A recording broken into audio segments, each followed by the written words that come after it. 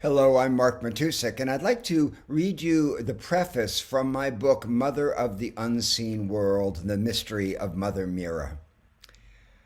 On the evening of August 24th, 1984, I arrived in the nondescript village of Talheim, a German hamlet outside of Frankfurt, during a stopover from New York to India. My travel companion had suggested that we start our journey here with a visit to someone he was eager to see. As his guest, I hadn't inquired further, and now as we made our way through the quiet streets, past lace-curtained windows and garden gnomes, patrolling perfectly manicured lawns, I felt jet-lagged, unanchored, and clueless as to why we were here. Herbert, the burly, bespectacled German who'd picked us up at the airport, backed into the driveway and turned off the ignition. He instructed us to leave our bags outside and to enter the house without making a sound. Darshan had already begun, Herbert told us. I had no idea what he meant. We tiptoed into the small foyer and closed the door behind ourselves.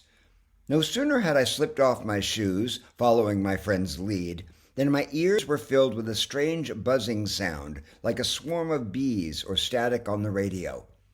I rubbed my ears, but the whirring continued, breaking the otherwise eerie silence.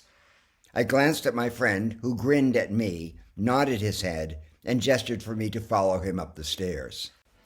Then I saw her. Peeking over the banister, I noticed a tiny Indian woman wearing a vermilion sari, seated on a chair, eyes closed, holding the head of a kneeling child between her hands.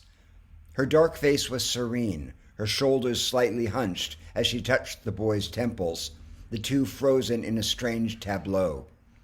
Neither of them moved a muscle. Finally, the young woman opened her eyes, released his head, and sat back, gazing straight into the boy's eyes. Her expression was fierce and unwavering, her head rocking slightly forward and back as she examined the boy for a few more seconds, then lowered her eyes, gazing down at her hands. The boy touched his forehead to the ground and returned to his chair, making way for an old woman who hobbled to the carpet and knelt with difficulty, the whole process beginning again. I was mesmerized by the sight of her.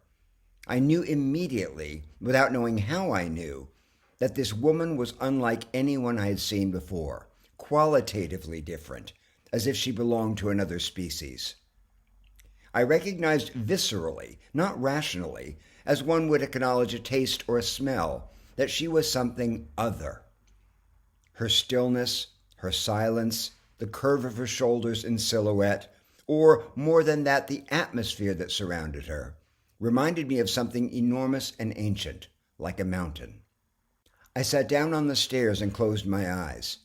Immediately, the background of my inner vision turned orange gold, and I felt myself sinking into a kind of trance, my body heavy, my head light. Against this glowing background, the woman appeared, floating above me in slow motion, then bouncing me through space like a seal with a ball.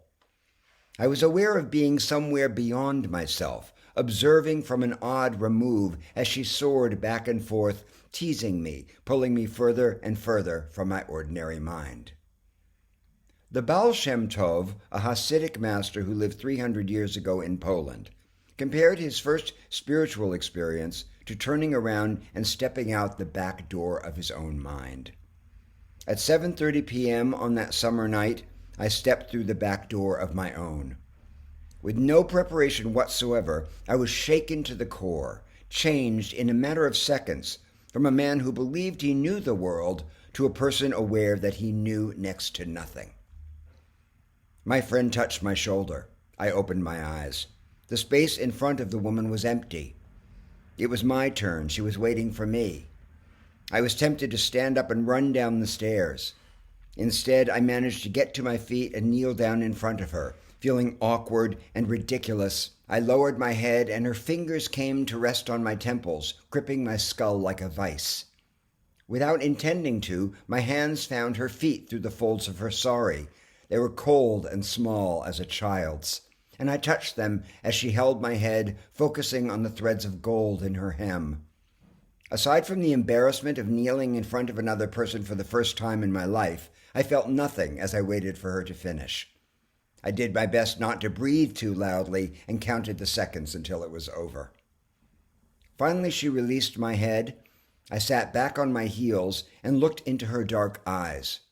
Her face was blank and expressionless. The irises, which nearly filled the entire oval like a cat's, flicked back and forth as she stared at me. I had the sense that she was actually doing something with her gaze, focused with such intensity, as if she were boring through a wall. It took every ounce of my strength not to look away. Finally, she lowered her eyes and I returned to my place on the stairs. The woman remained seated a minute more.